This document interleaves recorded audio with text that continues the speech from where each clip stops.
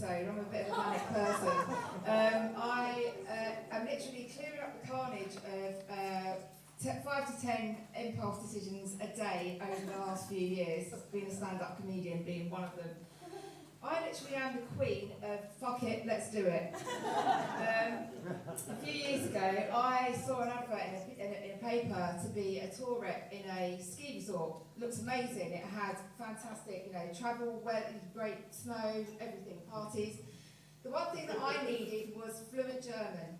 Did I have fluent German? No. Did I let that stop me applying? Absolutely not.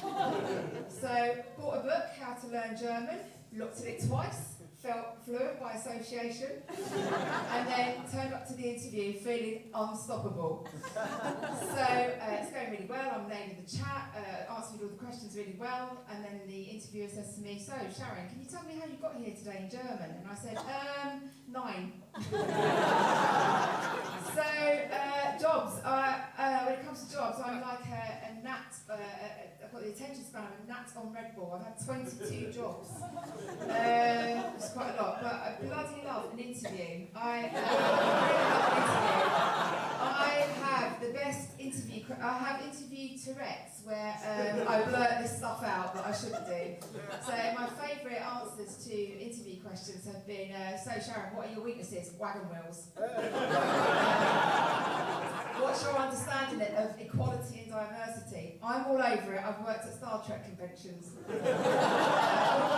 Why do you want to leave your current job? There's a dead pigeon outside my window and it's rotting every day on the daily basis. So, despite my car crash interviews, I do hold down a very serious job, which is really, really boring. So luckily for me, a couple of years ago, the universe started telling me that I was going to be the next big thing in the art world. There were signs. I had an audience, Instagram audience of 10, 2 were dogs. My partner Mark used to say, it's not shit, every time I showed him a piece of my artwork. And finally, Grayson Perry chose me to be in his lockdown exhibition, which created the monster that you see before you today. So, after this, I started posting every bit of art that I did, everything. It was like, new painting, validate me. God, there was some shit on there in the early days. I had a Kate Middleton that looked like Michael Jackson. I had a Jimi Hendrix with little Tyrannosaurus Rex arms, looked like he was soloing with his elbows. I remember showing my friend Jackie, who's here tonight, a picture of my latest picture of Elizabeth Taylor. She said, that's nice. Is it Freddie Mercury? No, Jackie, it's not Freddie Mercury. So, in 2021, I was diagnosed with breast cancer, so if none of you laugh, I will play the cancer card. And I got myself another audience on Instagram, called myself Brave Girl Tough Cookie, and decided to be a cancer influencer. My God, I was annoying. Every single appointment that I did had to go on Instagram for my people. Here's me on my chemo drip. Here's me in my latest wig serving chemo chic. Here's me sipping soup like it's a spiritual experience.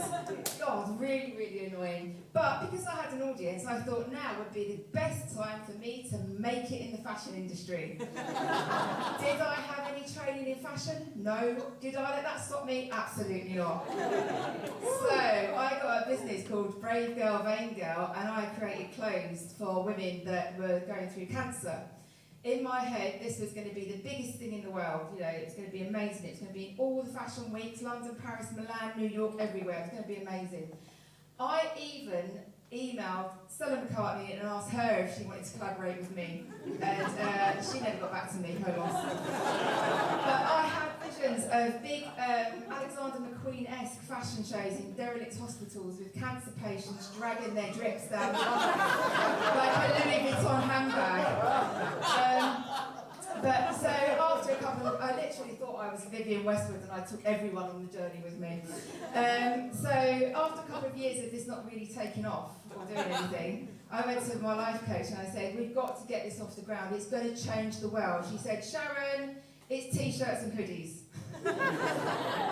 So, since signing up for this comedy, I've missed 4 sessions because I got distracted painting some faceless nuns. I've organised numerous fashion and art shows, not knowing what I'm doing. I've actually signed up to a fashion course to try and learn what I'm doing. And I continue to learn the same song on bass that I've been learning since 2000. 20, yes. 20, oh God, sorry.